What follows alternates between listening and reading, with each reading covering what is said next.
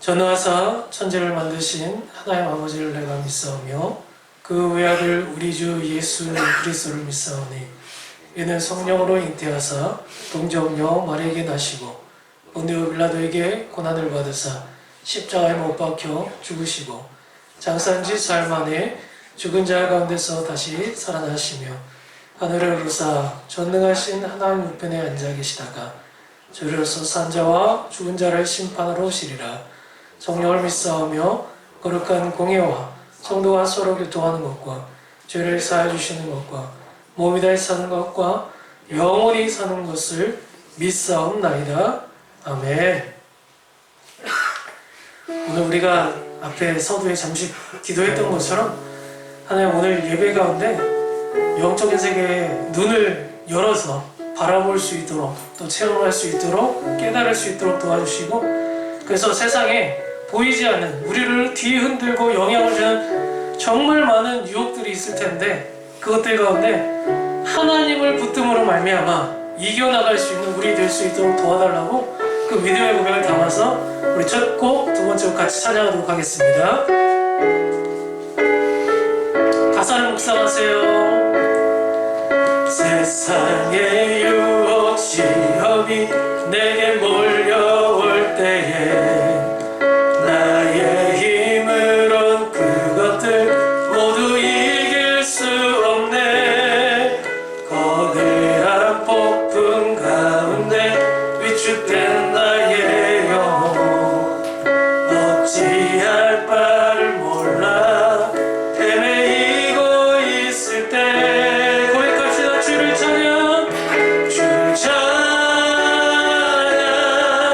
손을 들고 찬양 전쟁은 나에게 속한 것 아니니 주를 찬양 손을 들고 찬양 전쟁은 하나님께 속한 것이니 거짓과 속임수로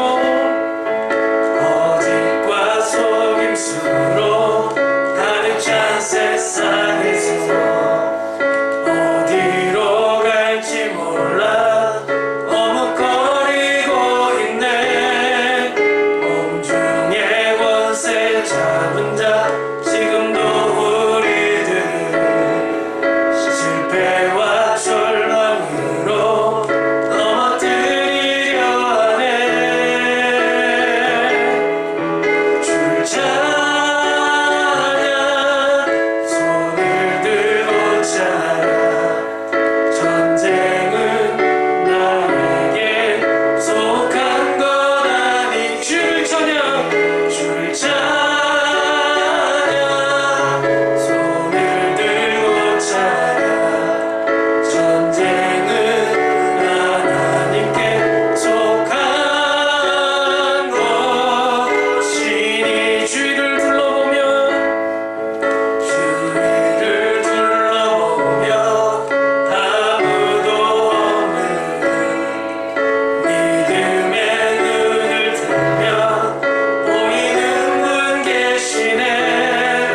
지금도 내 안에서 역사하고 계시니 사망과 어둠의 권세 물리치신 예수님 주를 찬양 주를 찬양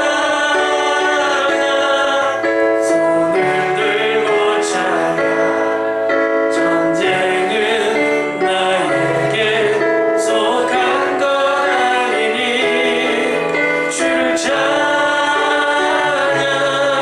손을 들고 찬양 전쟁은 하나님께 속한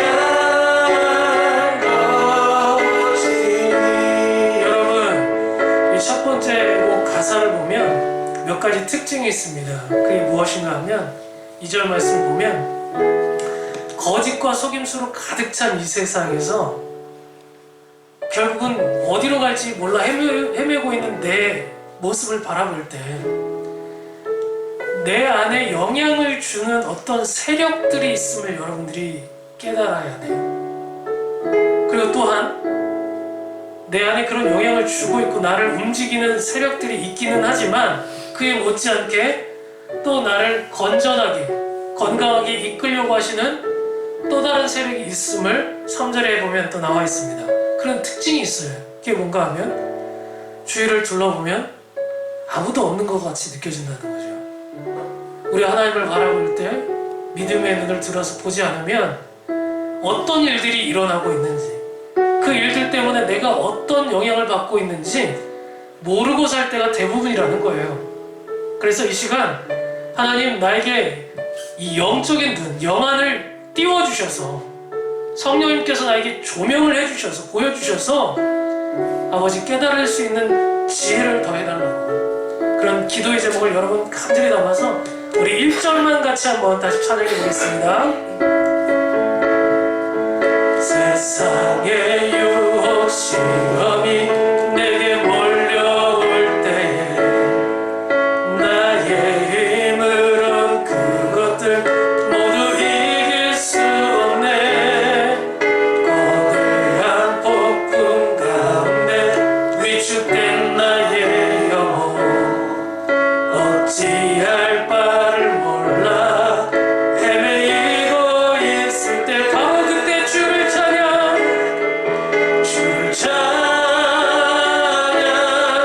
손을 들고 찬양 전쟁은 나에게 속한 것 아니니 주를 찬양 손을 들고 찬양 전쟁은 하나님께 속한 것이니. 이 전쟁을 치를 때 마귀는 우리를 어떻게 유혹하냐면 성경에서 우는 사자처럼 두루 찾아다닌다 얘기했어요.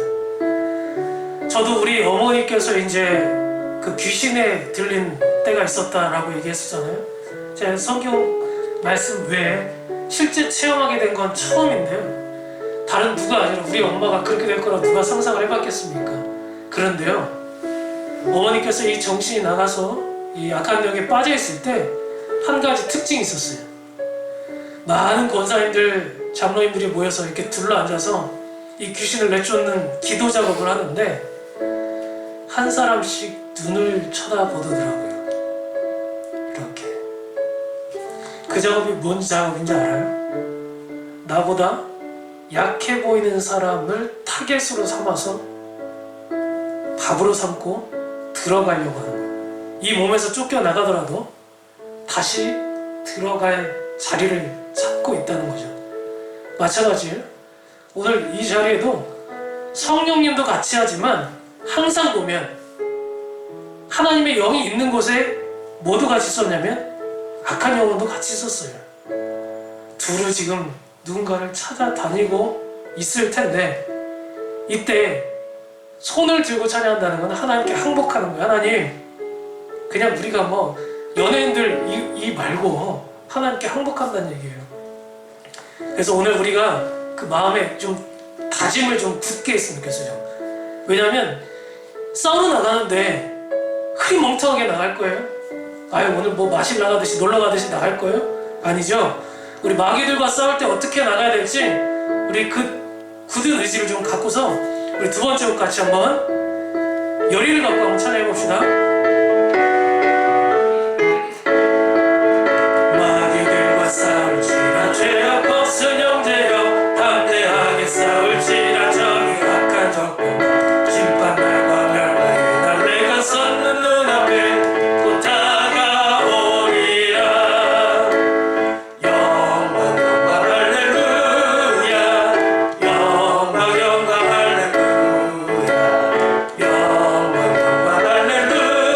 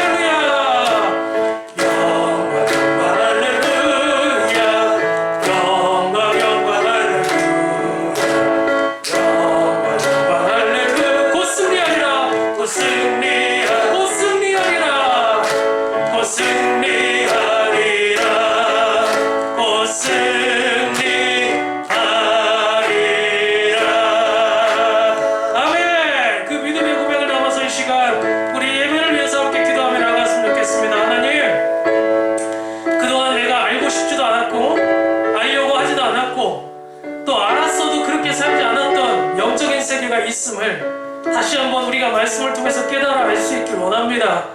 우리를 둘러싸고 있는데도 나를 잠식하고 있고 나를 흔들고 있고 나의 삶의 결정에 영향을 주고 있음에도 불구하고 여전히 알지 못했던 영혼이 있었다면, 영적인 세계가 있었다면 이 시간 아버지 깨닫게 하셔서 우리가 둘 중에 한 영혼밖에 없다고 주님 말씀하셨는데 세상의 영을 쫓을 것인지 아니면 하나님의 영을 쫓을 것인지 이 시간 결단하며 나아가는 선택의 순간이 되어줄 수 있길 원합니다.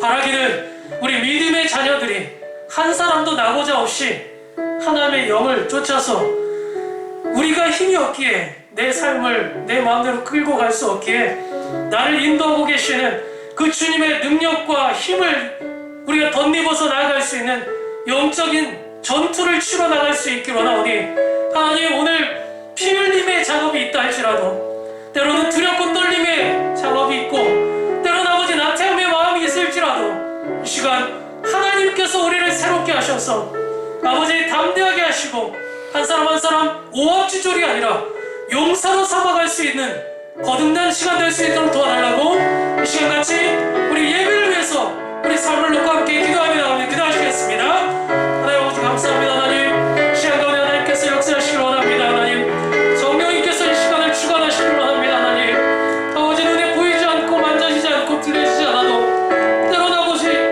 우리 사사로운 일상 하나하나까지도 주님 늘 간섭하시고 머리털락 하나까지도 상하지 않도록 우리를 아버지 보호하시는 눈동자 같은 하나님이라 하셨는데 하나님 우리는 정작 그 하나님의 섭리와 아버지의 깨달음과 아버지 하나님을 알아가고자 하는 여리가 없었음을 고백합니다. 하나님 그러나 이 시간 신들의 전쟁을 통하여 영적인 전투의 현장을 통하여서 우리를 둘러싸고 있는 것들이 어떻게 나를 영향을 주고 있는지 어떻게 그 가운데 우리가 생명을 얻고 살아갈 수 있을지 결단하고 또 아버지 깨달아갈 수 있는 귀한 시간이 될 수 있기로 하오니 하나님 전하는 자나 받는 자에게 동일한 은혜를 허락하시고 이 말씀이 귀로 듣는 것이 아니라 영으로 반응할 수 있는 영적인 반응이 있는 귀한 시간 될 수 있도록 함께하여 주시옵소서.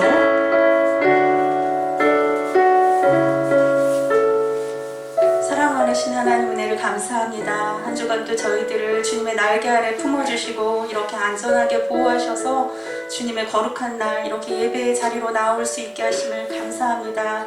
그러나 아버지 하나님이여 정말 이제 새해가 시작되고 새로운 목표로 소망을 가지고 시작한 지 이제 얼마 되지 않았는데도 불구하고 우리들의 마음이 연약해지고 벌써부터 흐지부지해지고 나약해지지는 않았는지 우리 자신을 다시금 돌아보게 하여 주옵소서. 아버지 하나님이여 이 시간 마음을 새롭게 할 수 있도록 도와주시고 주님께서 이끄시는 대로 주님의 뜻대로 우리가 따라가고 순종할 수 있도록 은혜 내려주시기를 원합니다. 하나님 정말 하나님의 뜻이 보이지 않아서 하나님의 마음이 어떠한지 우리는 알 수 없어서 정말 우리의 길대로 갈 때가 너무나 많았습니다. 우리의 뜻대로 행하지 않게 하시고 온전히 하나님의 마음을 알아가고 정말 주님의 뜻에 순종하는 귀한 우리 친구들 될 수 있도록 인도하여 주옵소서. 정말 예배가 허락되고 아이들이 많았을 때는 알지 못했던 정말 이 어려움들을 잃어버리고서야 알고 있는 저희들을 용서하여 주시고 정말 있을 때 너무나 감사하고 지금 현재 상황에서 최선을 다할 수 있도록 도와주시기를 원합니다. 환경이 좌지우지되지 않도록 주님 우리 친구들을 붙들어 주시고 온전히 주님의 말씀 안에서 정말 올곧게 자라가는 귀한 친구들 되도록 주님 이 시간도 역사하여 주시기를 간절히 소망합니다. 정말 주님 붙들어 주시지 않으면 넘어질 수밖에 없습니다. 성령 하나님 이 시간도 우리들의 마음을 열어주셔서 귀한 말씀을 마음으로 받고 또 그 말씀을 행하는 자라야 형제고 자매라 말씀하셨사오니 하나님의 정말 예수님의 형제와 자매된 자들로 주님의 말씀에 순종하는 우리 친구들 되게 도와주세요. 처음 시간입니다. 마치는 시간까지 주님 이 시간을 주관하여 주시고 주님 홀로 영광 받아 주옵소서. 예수님의 이름으로 기도드립니다. 아멘.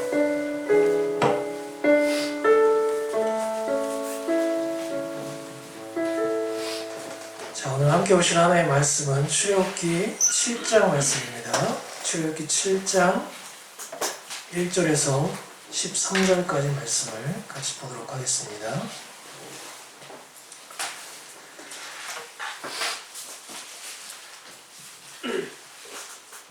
출애굽기 7장 1절에서 13절 말씀, 제가 먼저 한 절 읽고 또 여러분들이 한 절 읽는 것으로 말씀을 서로 번갈아 교독하겠습니다.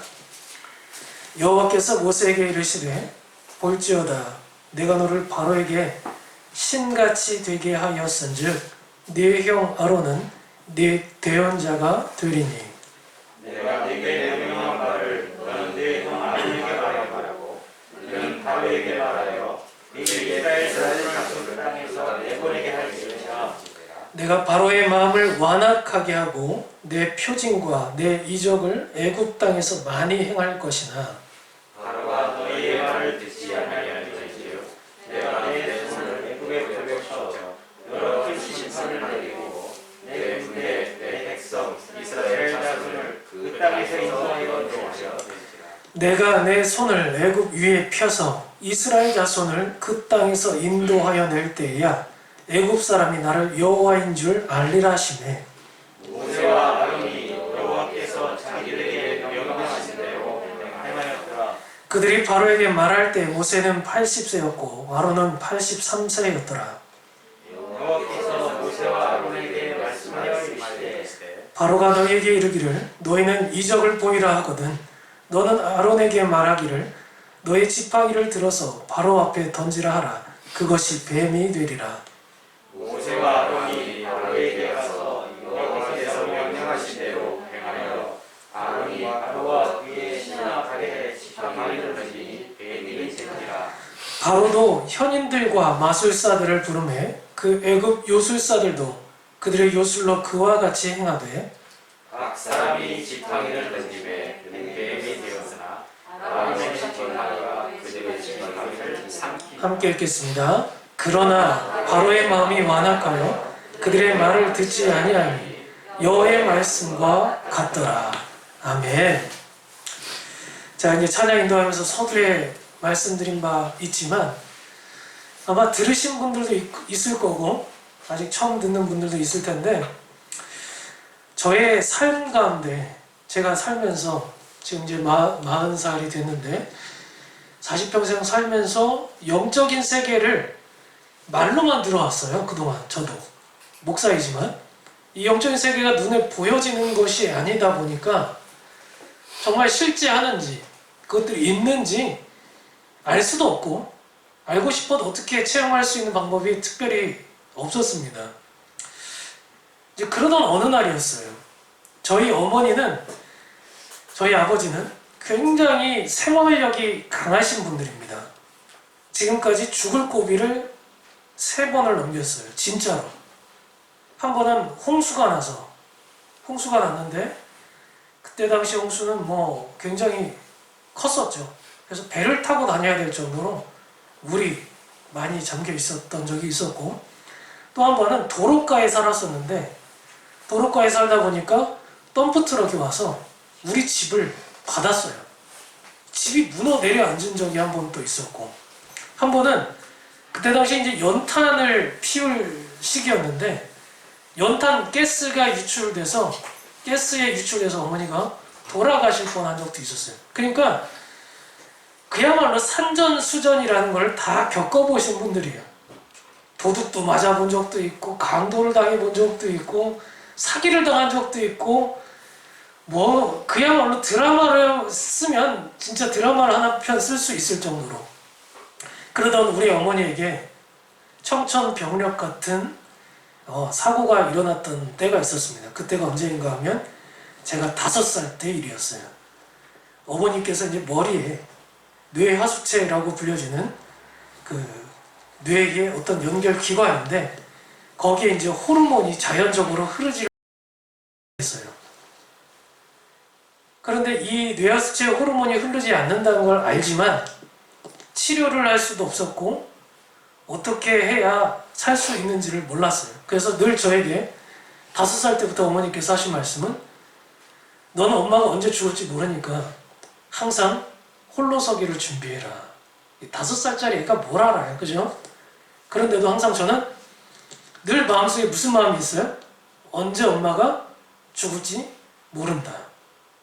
그래서 어머니가 병실에 몇 년 동안 입원해 계시기도 했고 그렇게 실제로 수술을 몇 번 받기도 했습니다. 그런데 여전히 지금까지도 다행히 살아계시긴 한데 살 수 있었던 이유는 딱 한 가지였는데 그게 뭔가 하면 인공 호르몬을 주입하는 거였어요. 그래서 프랑스제 약품을 고액의 약품, 저희 아버지 월급이 뭐 200만 원이 채 되지 않았을 때 약값으로만 150만 원 돈이 들었으니까 거의 뭐 대부분의 돈을 쏟아 부은 거죠. 집을 팔고 뭐 그동안 모았던 돈을 다 팔아서 그렇게 연장을 했습니다. 생명 연장을.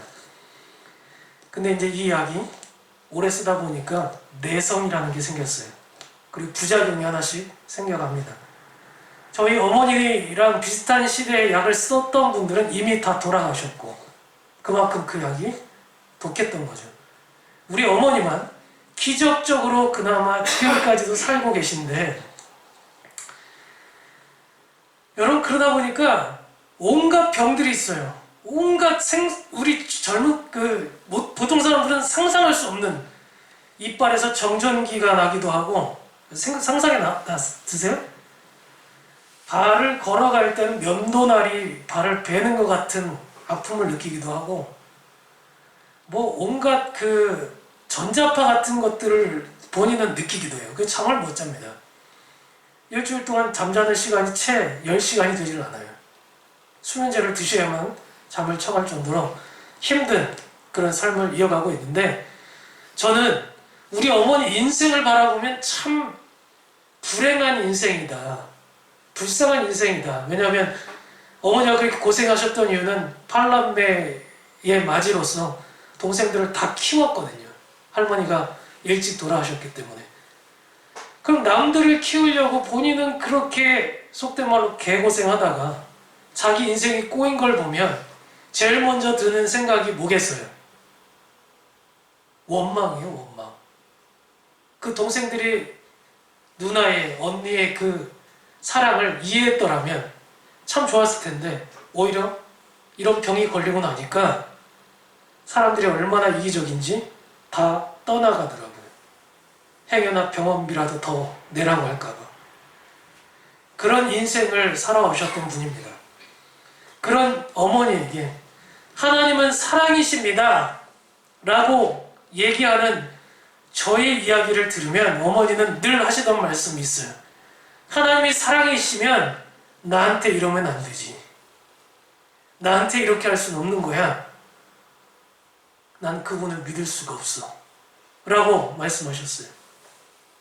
그렇게 평소에 하나님에 대해서 알지도 못했고 알고 싶지도 않고 믿고 싶지도 않았던 저희 어머니에게 한 가지 보통 사람이 체험할 수 없는 영적인 경험을 하게 하셨습니다. 여러분도 들어보셨겠지만 저희 어머니에게 귀신이 들어온 겁니다. 발이 침대 난간에 걸려서 부러진 그 날 어머니는 저에게 또 짐이 될까봐 그때 당시 이제 신학대학원을 용인에서 다니고 있었는데 아들이 용인에서 올라올까봐 119라도 좀 누르지 그거를 미련하게 하루를 참았어요. 부러진 상태로 하루를 참았으니 얼마나 아팠겠습니까? 다음날 제가 와서 병원에 데리고 갔죠. 그리고 저는 그날도 역시나 철야 예배 인도하러 교회를 갔습니다. 여러분 그러니까 그런 엄마한테 있어서 이 교회라는 곳은 참 나쁜 곳 아닙니까? 하나님이 참 못된 하나님 아니에요? 마침 홀로 있었던 어머니가 약을 먹고서 잠이 드셨는데 이 약기운이 너무나도 셌던 것인지 아니면 정말로 영적인 세계가 있었던 것인지 몰라도 그날 부러진 다리를 붙잡고 누워있어도 현찮을 판에 복도를 웃으면서 뛰어다녔다라고 얘기해요. 간호사가 그런 얘기를 좀 미리 해줬으면 좋았을 텐데 뒤늦게 알았던 저는 이제 열이 받아서 다른 병원으로 이송을 해야만 했죠. 우리가 잘 아는 부평 성모병원에 응급실로 갔습니다. 3일 동안 온갖 검사를 다 했지만 검사 결과는 무증상. 약물 검사도 오케이. 소변, 혈액, CT, MRI 오케이. 아무 문제가 없대요. 퇴원하래요. 제가 문제가 없으면 글로 왔겠어요? 어머니에게 특이한 일들이 몇 가지 증상이 보였어요. 저보다 안경을 쓴 저보다 눈이 잘 보이기도 했고 모든 사람들의 말을 되에 씹어가면서 똑같이 따라했고 특별히 어머니가 젊었을 적부터 굉장히 싫어했던 동물이 하나 있었는데 그게 바로 뱀인데요. 뱀 이야기를 웬만해서 하지 않으시는데 뱀이 자꾸 보인대요. 뱀을 봤다라고 얘기했고 자신을 자꾸 끌고 다닌다라고 얘기하셨고 이제 좀 놔달라고 제발 좀 놔달라고 계속 반복해서 허공을 향해서 외치고 있었습니다. 그때 제가 생각나는 거는 이게 육체적인 일이 아닐 수 있겠다. 다시 말하면 보이지 않는 영적인 일일 수 있겠다라는 느낌이 왔어요. 제가 만약 목사가 아니었더라면 그런 생각 자체를 안 했겠죠. 그래서 제가 다니고 있던 교회에 갔습니다. 그때부터 귀신을 내쫓는 작업을 장장 2시간가량을 했어요. 어쨌든 저희 어머니에게 좀 놀라운 일들이 있었던 몇 가지를 좀 소개하자면 제가 이제 어머니 머리에 대고 축기 기도를 계속했어요. 귀신 나가라고. 그러면서 예수님을 찬양하고 찬송가를 틀어놓고 계속 그렇게 했는데 10분을 기도하면 10분 동안 제정신이 돌아와요. 그리고 다시 나가. 아이고 환장하겠더라고요. 10분을 기도를 열심히 하면 딱 그 시간만큼 돌아온다니까요, 사람이. 그런데 문제는 뭐냐면 자기가 있었던 일들을 다 기억은 해. 기억은 하는데 몸이 반응할 수가 없는 거야. 무슨 얘기인지 알죠? 들리고 다 보이고 하는데 반응이 안 된다.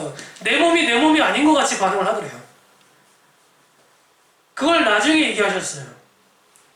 그리고 나서 하나님의 영이 우리 어머니에게 들어오셔서 기적적으로 그렇게 하나님을 원망하셨던 분이 예수님을 주님이라고 고백하기 시작했어요. 여러분, 이거 기적 아닙니까? 그런 인생을 살아오신 분이 예수님을 주님이라고 인정하기까지 이게 사람의 능력으로 될 것 같아요? 제가 처음 교회를 다니면서 가장 큰 소망이 하나 있었는데 그게 뭔가 하면 뭐 큰 교회 담임 목사님 되는 게 아니에요. 저희 어머니 아버지가 예수님 믿는 거였어요. 그만큼 우리 어머니 아버지가 예수님을 안 믿었던 분이에요. 제가 신학한다고 했을 때 도로에 누워서 이 도로 한복판에 누워서 신학하지 말라고 했던 분이 우리 엄마예요. 근데 예수님을 주님이라고 고백을 하기 시작했다는 거예요. 그 광경을 우리 아버지도 봤어요. 여러분 보세요. 때론 하나님께서 진짜 안 믿으려고 하니까, 아니 안 믿으려고 하는 게 아니라 진짜 안 믿을 수밖에 없는 환경 속에 살았잖아요. 그죠? 그런 사람들은 어떻게 역사하시냐면 이런 불가항력적인 방법, 보통 사람이 경험하지 않는 이 보이지 않는 영적인 세계를 경험하게 만들더라, 이거예요. 근데 우리 같은 사람들은 사실은 거기까지 갈 이유가 없어요. 왜? 우리는 다 지금 이미 복음을 듣고 있고 믿을 수 있는 기회도 주어지고 있고 하지만 그러지 못하는 사람들도 있다는 거예요, 여전히. 그래서 선교지나 저기 복음이 아예 들어가지 않은 땅에 가면 오늘날에도 2022년도 이 최첨단을 4차 산업혁명을 걷고 있는 오늘날에도 기적들이 일어납니다. 왜 우리는 기적이 없습니까? 라고 물어보죠. 여러분, 복음이 너무 많아요, 우리나라에는. 믿을라 치면 믿을 수 있는 기회가 무궁무진하게 많아. 그런데 안 믿는 것 뿐이야. 그 안 믿으려고 하는 마음을 뭐라고 얘기하냐면 오늘 이 본문에서 완악함이라고 얘기했어요. 완악함. 오늘 본문에 보면요, 하나님께서 이 바로왕, 이 애굽의 바로왕과 또 이스라엘 사람들, 모세를 따라가야 될 이스라엘 사람들이 그렇게 안 믿으려고 했어요. 그래서 한 가지 충격을 줘야겠다 싶었던 것 같습니다. 이제 우리가 아주 유명한 이 출애굽기의 하이라이트라고 보일 수도 있는 10가지 재앙이 오늘부터 시작되는 거예요. 그런데 하나님이 이제 앞으로 일을 어떻게 하실 것인가, 그 실마리를 1절에서 제공해주고 있는데 뭐라고 얘기했냐면 모세에게 너는 애굽의 왕 앞에서 어떻게 될 것이냐 얘기했으면 신과 같이 될 것이다 그랬어요. 신과 같이 될 것이다. 여러분 한번 보세요. 여기서 쓰인 신과 같이 될 것이다 라는 그 신은 여러분이 잘 알고 있는 엘로힘. 엘로힘이 뭐예요? 하나님이 최초의 천지를 창조하셨다라고 했을 때 엘로힘이라는 단어를 썼어요. 전능하신 하나님을 뜰 때. 그런데 여러분 한번 보세요. 10계명에서 여러분이 지켜야 될 계명 중에 한 가지가 있죠. 뭐라고 그래요? 하나님의 이름을 망령되이 이끌지 말라는 거예요. 신을 만들지 말라는 거예요. 우리 안에. 그죠? 이 중에 여러분 나는 재림 예수다라고 주장하는 사람 있어요 혹시? 내가 예수라서 안 믿는 거야. 내가 신목사님 말 믿으려고 하는 게 아니라 내가 원래 예수라서 안 믿는 거야. 이런 사람 있어요? 우리나라에 이런 사람들이 500명이 넘어요. 여러분 대표적인 사람이 이만희고 안사홍입니다. 하나님의 교회 신천지. 그런데 500명이 넘는다고 이 정신 나간 사람들이. 근데 예수님께서 아니 하나님께서 모세에게 뭘 명령하셨어요 지금? 신과 같이 되래요. 그동안은 하나님이 뭐라고 하셨어요? 너희들 신 사칭하지 말라고 그랬는데 오늘은 신과 같이 되래요. 일종의 허락, 허용을 하신 거예요. 그러면 우리가 왜 이런 일들이 일어났는지를 좀 알아야 될 필요가 있어요. 이 중동에 가장 발달했던 나라, 잘 나갔던 그 당시 최고급 나라가 애굽이에요. 그야말로 그 애굽 안에는 모든 신들의 제국이라고 불릴 만큼 많은 신들이 그 안에 있었어요. 우리가 흔히 10가지 재앙이라고 불려졌던 그 재앙들도 신은 애굽의 대표적인 신들 10가지를 깨어 부수는 일종의 신들의 전쟁과 같은 일들이에요. 그런데 지금 기적이 아직 시작되지 않았잖아요. 그런데 이미 보이지 않는 이 영적인 전투는 시작된 것처럼 보여져요. 왜냐하면 모세가 하나님을 대신하여서 그 애굽의 또 다른 신, 하나의 신으로 등판하기 시작한 거예요. 국가대표로. 이미 애굽에는 바로 왕이 자기가 신이라고 얘기를 했잖아요. 신의 형태로 있었기 때문에 이 바로 왕을 깨어 부수기 위한 또 다른 신으로 누가 등장했다고요? 모세가 등장했다고. 모세가. 오늘날에도 우리의 역할이 저는 비슷하다고 생각해요. 우리 열왕이는 그리스도인 맞지? 크리스천 맞지? 맞지? 민서도. 그런데 오늘날 우리에게 하나님이 요구하시는 바가 뭐냐면 단순히 너 크리스천이야 이 정도 수준이 아니에요. 나 기독교인이야 종교인 란에 체크하는 거 그 정도 수준이 아니라는 거예요. 이런 차원을 넘어서 나를 통해서 하나님의 형상이 드러나 보여야만 하는 신의 영역. 여러분이 지금 하나님을 대표하는 신의 영역에 있다는 거예요. 이걸 기억하셔야 돼요. 그래서 여러분 때문에 하나님이 욕먹기도 하고 여러분 때문에 하나님이 찬양을 받기도 해요. 우리 한국교회가 욕먹는 이유가 뭐라고요? 신을 대표해야 될 모세와 같은 사람들이 신을 욕먹이고 있는 거예요. 제대로 살질 않아서.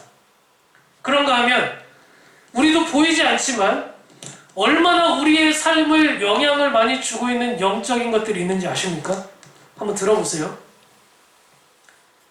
이거 제가 이름을 붙여봤어요. 우울의 영. 우리나라가 세계적으로 1등을 하고 있는 대표적 종목이 하나 있죠. 그게 뭔지 아세요? 자살 1위 국가예요. 자살 1위 국가. 돈이 없어서 자살합니까? 우리나라 못 살아요? 우리나라 되게 잘 살아요. 세계적으로 볼 때 거의 한 10위권 안에 들어갑니다. 복지가 안 좋습니까? 좋아요. 그렇다고 못생겼어요? 제가 볼 때 우리나라 사람들 되게 잘생기고 이뻐요. 배운 게 없어요? 아니요. 교육 환경도 참 좋습니다. 그런데 특이하죠? 이상하지 않아요? 여러분? 죽을 이유가 없어요. 건강복지공단도 참 잘 돼 있고 의료시설도 참 최첨단이고 과학도 제가 볼 때는 세계 5손가락 안에 들어가는 국가예요. 죽을 이유가 없는 국가인데 죽기를 제일 잘하는 사람들이 모여 있다면 여러분 이거는 한 번쯤 우리가 생각을 좀 해봐야 될 필요가 있다는 얘기예요. 죽는데 행복지수가 영향을 주기도 하겠지만 과연 돈이나 물질이나 우리를 둘러싸고 있는 우리가 그걸 가지면 행복하겠다 싶은 것들이 나를 행복하게 해주지 못할 수도 있겠다라는 생각을 하고 살아야 된다고요. 그걸 뭐라고 얘기해요? 오늘 이 창에선 거짓과 속임수로 가득 찬 세상에서 우리를 자꾸 속여요. 이걸 가지면 네가 행복해질 수 있어. 이것만 가지면 네가 행복해질 수 있어. 그런데 사람들은 뭘 선택한다고? 우울해져요. 자살해요. 그런가 하면 역대 최고로 잘 들어보세요. 여러분들이 관심을 가져야 돼요. 조금 있으면 이제 대선도 있고 하니까. 역대 최고로 분란의 국가이기도 해요. 남북이 분단되어 있다 이 정도뿐만 아니라 가족들끼리도 뜻이 같이 되지 않아서 엄마 아빠랑 얘기 안 하죠. 집에 가면 문 콕 닫고 방문 콕 닫고 유튜브나 하고 있고 넷플릭스나 보고 있고 게임이나 하고 있고 분란. 같이 살고 있지만 같이 살고 있지 않은 것 같은, 언제든지 나는 집을 뛰어나가리라 이 생각만 하고 있는 사람들이 넘쳐나는 자녀들이 있는 국가. 그게 대한민국이에요. 그런가 하면 음란, 포르노그래피, 야동, 야설, 그런가 하면 그것을 뛰어넘어서 이제는 여러분 뭐 봐요? 게임을, 레즈물, 연예인들이 거기다 대입해가면서 희희낙낙거리고 커뮤니티 들어와서 웃고 있고, 그게 청소년들의 유희 놀이문화 아닙니까? 제가 모르는 것 같아요? 다 알아요. 중독. 핸드폰 여러분 한 일주일만 못 써봐요. 금단현상 일어났으면 어쩔 줄을 몰라 하죠. 뭘 해야 될지 모르겠죠. TV 못 봐봐요. 컴퓨터 안 써봐요. 이 대중매체로부터의 중독. 담배, 술, 마약, 중독. 중독에 걸려있는 사람들의 특징이 뭐예요? 본인이 중독 증상인지 모른다는 거예요. 그리고 난 이럴 수밖에 없다는 거를 계속 얘기해요. 그게 중독자예요. 물질. 어려서부터 물질에 아주 노예가 되어 있는 경우들이 많아요. 돈이 중요한 건 다 알고 있어요. 그런데 꿈이 없어요. 뭘 해야 될지 몰라서 돈 버는 게 꿈이래요. 이게 여러분들이라고요. 우리라고요. 이 대한민국이라고. 여러분 이쯤 되면 제가 지금 하나씩 짚어드렸지만 이 문제 있는 국가 아닙니까? 이 심각한 문제 아니에요? 자살 안 하는 게 더 심각한 거, 더 이상하지 않겠어요? 이런 나라에서? 그래서 이제 이런 모든 것들 때문에 결혼도 안 하겠대, 연애도 안 하겠대, 애도 안 낳겠대, 미래가 없는 나라가 되어버렸어요. 그러면서 남녀끼리는 치고받고 싸우고 있고, 어른 세대와 젊은 세대가 또 치고받고 싸우고 있고, 이게 우리나라라고. 정신 똑바로 안 차리면 여러분이 제 나이쯤 됐을 때 이 나라가 없어졌을 수도 있어요. 진짜예요.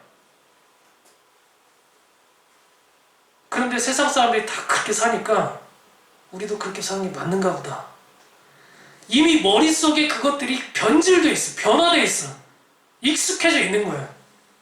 그러면서 그리스도인답게 살아가자라고 일주일에 한 번 교회에 와서 예배 드리니까 아무 생각이 없어. 왜? 굳이 꼭 그렇게 살아야 될 필요가 있나? 다른 사람들 다 다르게 사는데. 그러다 보니까 백날 이런 찬양을 불러봐요. 세상의 유혹 시험이 찾아오고 마귀들과 싸우자고 얘기해봐야 영적 전투를 치러야 될 전장에 나갈 전사가 될 의식 자체가 없어요. 기본적으로 전투를 치르려면 전투에 임해야 될 뭔가 마음이 있어야 되는데 전장이라는 생각이 없다고. 아예 지금 전쟁 중이라는 생각이 없다고요. 그런데 모세도 바로라는 지금 보여지는 신이 있었고 애굽에서 지금 애굽이라는 동네에서 나와야 된다는 구체적인 목표가 있었기 때문에 이 모세도 지금 어떻게 해야 될지 항상 궁리하고 움직일 수 있었겠지만 우리는 보이는 신이 눈앞에 없어요. 김정은 같은 그런 독재자도 없고 지금 막 정말 죽을 것 같아서 나와야겠다라는 생각이 들 만큼 빠져나야겠다라는 생각이 들 만큼 나와야 될 동네에 또 없어요. 그러니까 이 우울증을, 음란함을, 중독을, 돈을 사랑하고자 하는 마음을 어디에서 어떻게 해결하고 전투 현장에 임해야 될지를 아예 생각을 안 한다는 거예요. 그렇게 살아가요. 그게 우리 현실이에요. 오히려 그들과 친해져요. 이 세상의 영들과.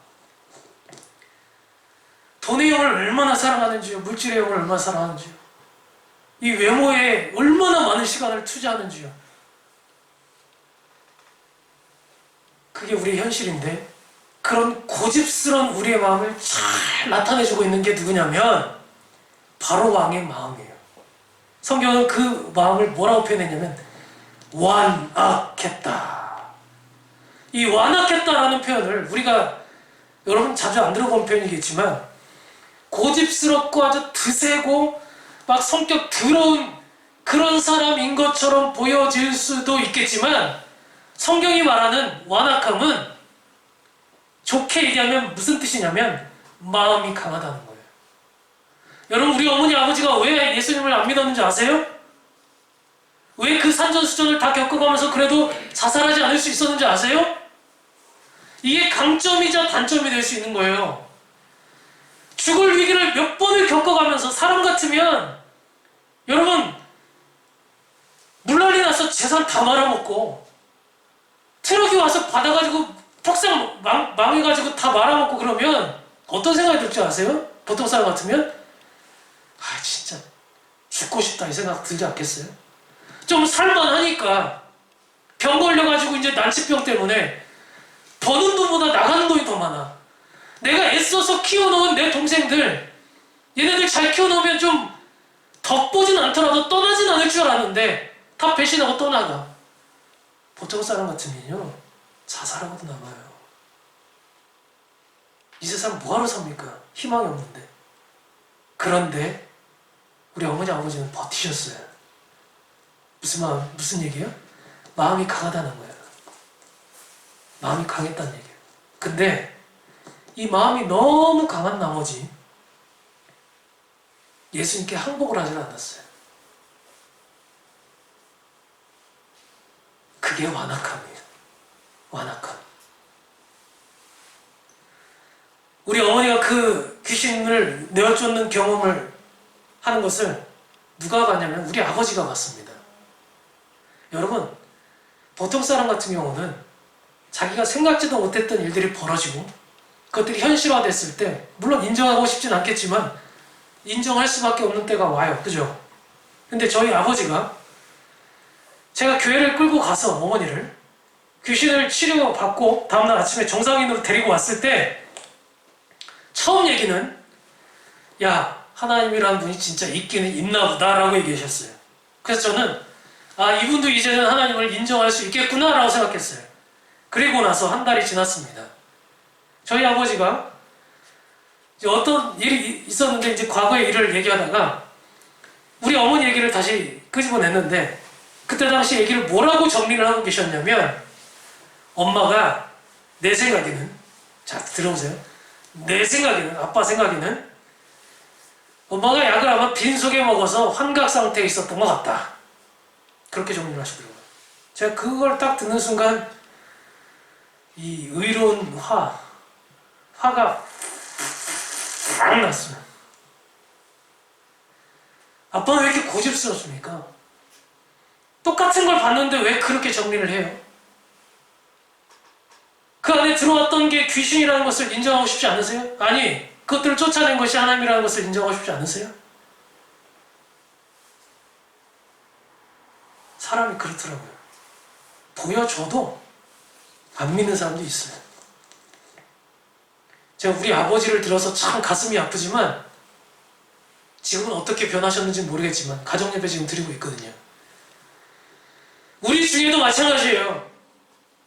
어떤 사람은 같은 현상을 보고 믿는 사람이 있지만 어떤 사람은 같은 현상을 봤지만 완악해서 믿지 않는 사람이 있어요.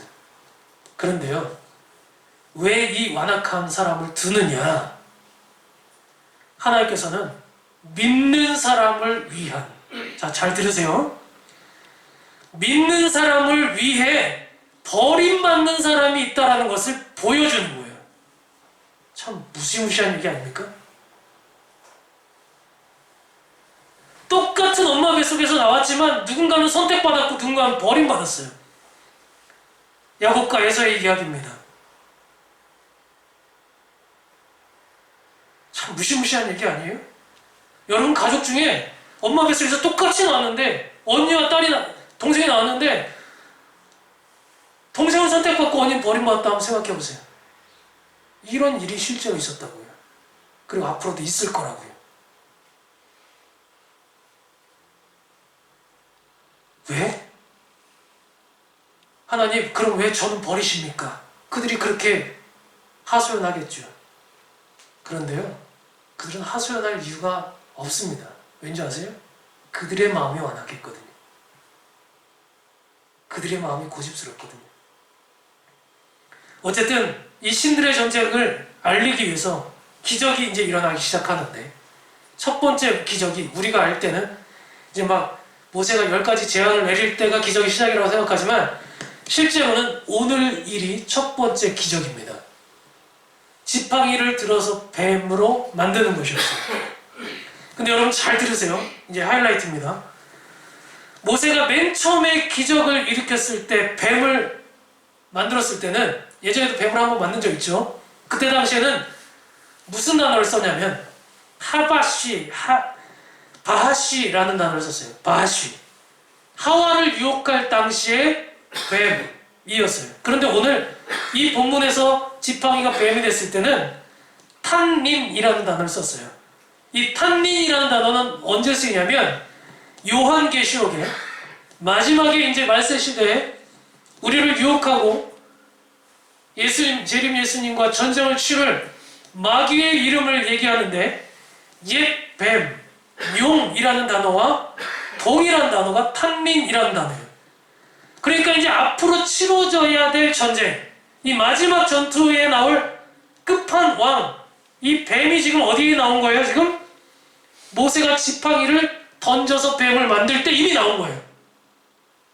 그런데 왜 이걸 보여줬을까? 이게 중요해요.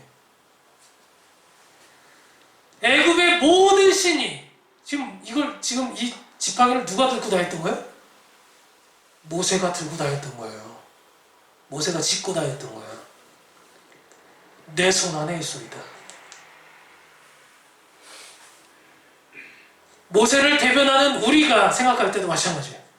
우리를 장악하고 있는 많은 영들이 있겠죠. 그런데 그 영은, 악한 영들이 지금 누구 손 안에 있다고? 우리 손 안에 있다고.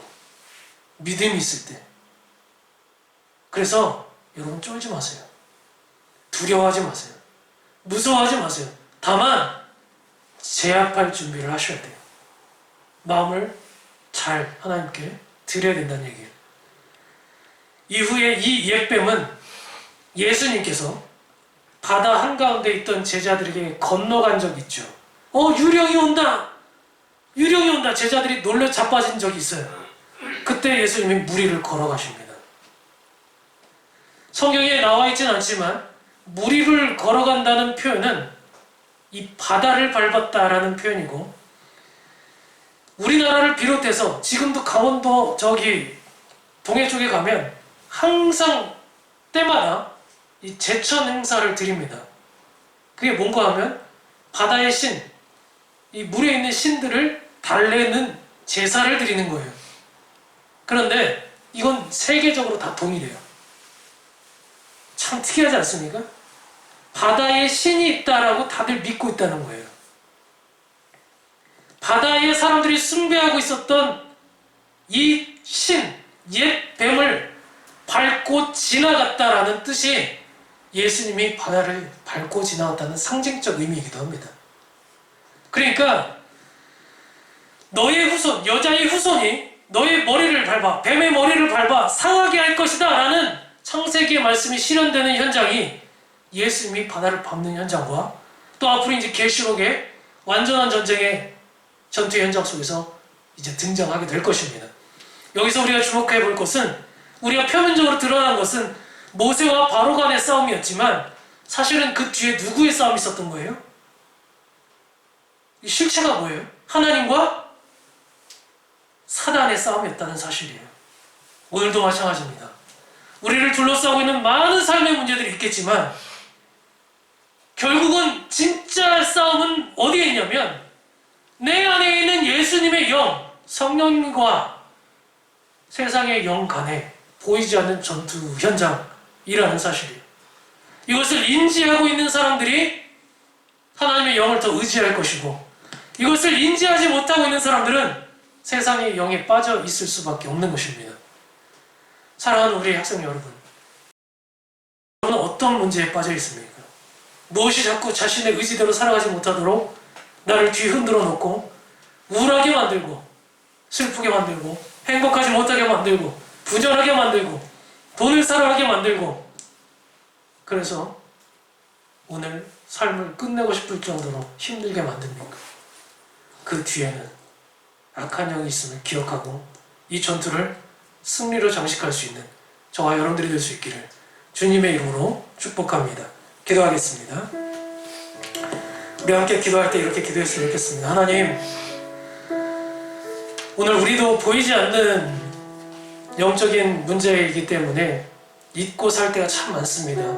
그러나 하나님, 이 시간 모세를 바로 왕의 뒤편에 등장한 사단의 영을 제압할 선수로 등장하게 하셨던 것처럼 오늘 우리가 이 영적인 전투 현장 가운데 승리할 수 있는 국가대표, 하나님의 나라를 대표하는 선수가 될 수 있기를 원합니다.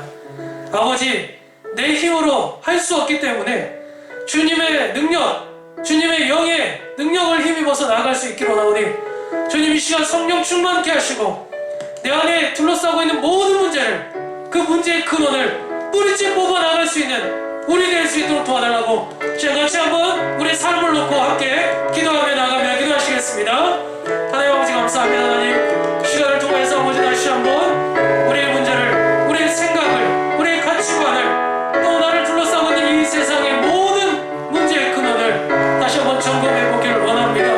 하나님, 눈에 보여주어 또 만져봐도 믿는 사람이 있고 믿지 않는 사람이 있듯이 아버지, 우리 안에 정말 믿음이 있더라 하면 아버지, 정말 이 말씀을 듣고서 깨닫는 그 믿음의 분량들을 우리에게 허락하여 주시고, 진정 아버지, 세상 가운데 살아갈 때 세상의 많은 유혹과 시련과 또 풍파가 있다 할지라도 그것들을 모진 세월의 그 현장 속에서도 견디고 이길 뿐만 아니라 이제는 적극적으로 나아가서 전투를 치러 하나님께 승전부를 올리며 나아갈 수 있는 믿음의 용사들이 다 되어줄 수 있도록 한 주간의 삶 가운데 하나님, 그 문제의 모든 삶 속에 하나님을 의지하고 나아가는 성령의 충만함을 덧입혀 주시옵소서. 한 사람 한 사람 보호하여 주시고, 아버지, 이 자리에 혹시 믿음이 없는 지체들이 있다면 다시 한번 아버지 깨달아갈 수 있도록 주님께서 그 인생 가운데 체험을 또 알아감을 축복하여 주시고, 또 정말 이 교회 현장 속에서 멀어진 지체들도 하나님께서 붙잡아 주셔서 이 코로나가 종식될 때 그들도 하나님의 품 안에 온전히 앉을 수 있는 주님의 자녀들이 다 되어질 수 있도록 주여 함께하여 주시옵소서. 하나님 아버지, 감사합니다. 하나님, 때로는 우리 마음이 완악해서 고집스러워서, 때로는 지혜가 없고, 때로는 깨닫는 지식이 없어서 하나님을 멀리하기도 했고 알고 싶은 마음이 들지 않는 나태함이 있기도 했습니다. 그러나 이 시간 아버지, 우리가 눈에 보여지는 세상이 전부가 아니라 오히려 우리에게 영향을 주고 있는 것은 보이지 않는 여러 가지 영적인 상황들이 있음을 항상 기억하게 하시고, 아버지 하나님께서 이 모든 영적 전쟁의 현장 속에서 주인 되셔서 우리 삶을 인도해 나갈 때 우리의 삶은 결코 무의미하지 않을 것입니다.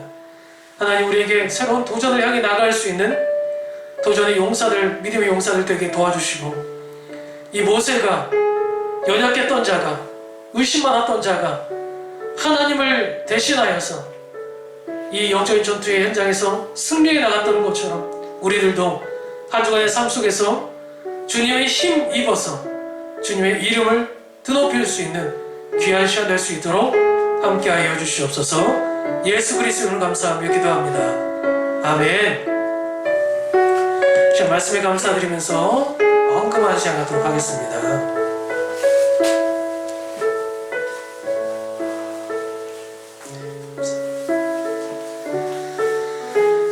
헌금을 위해서 기도합니다. 주님 감사합니다.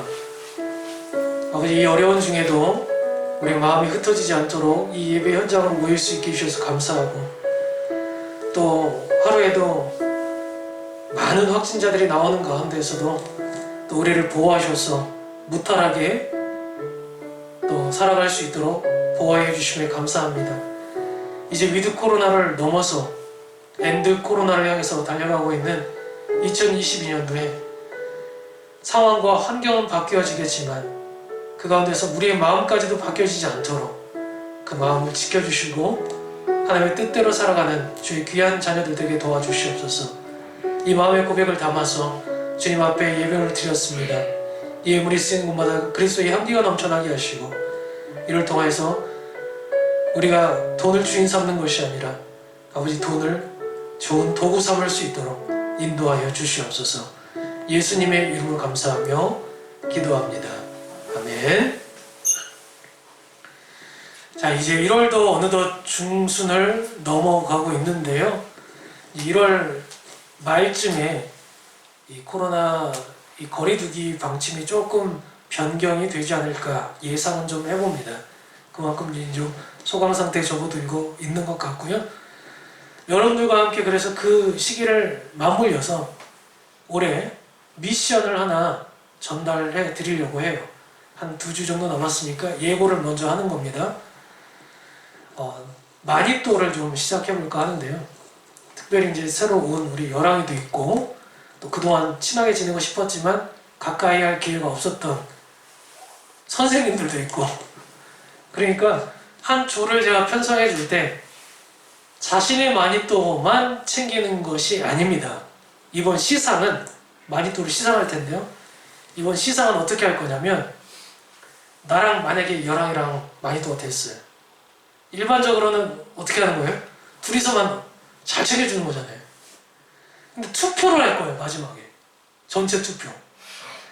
내 마니또로 생각되는 사람의 이름을 적으세요. 혹은 내 마니또는 절대 아닐 거라 생각하는 사람의 이름을 적으세요. 이 두 사람의 이름을 적을 텐데, 제일 슬픈 현상은 뭐냐면 내 마니또인데 아닐 거라고 생각하고 이름을 적는 게 제일 슬픈 거겠죠.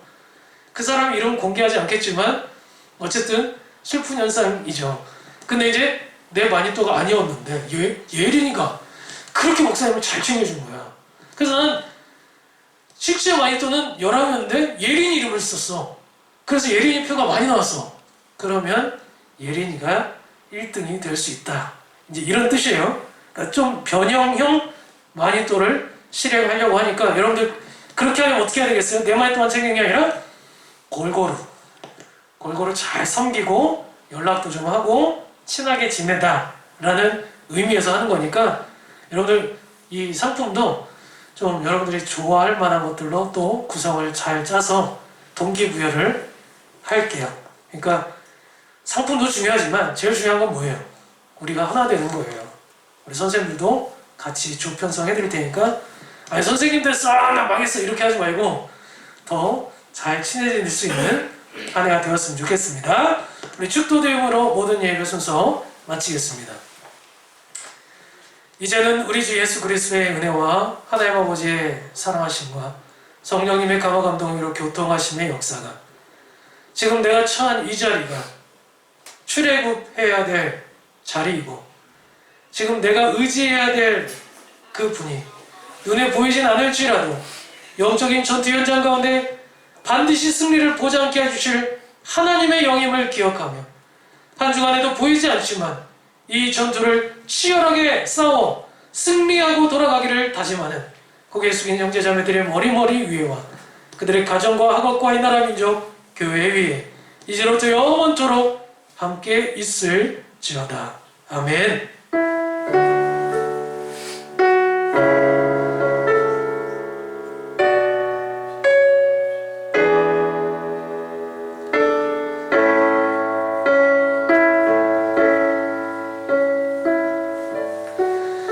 자, 우리 좌우에 또 뒤를 한번 돌아보면서 서로 인사하고 돌아가면 좋겠어요. 여러분 한 주 동안 승리합시다. 한번 인사할까요? 자, 승리합시다. 승리합시다. 아이, 더 서로 보면서 해야지. 승리합시다. 전투 치르면 승리해야죠. 다음 주에 피 흘리고 오지 말고 이기고 올 수 있는 여러분에게 소망합니다.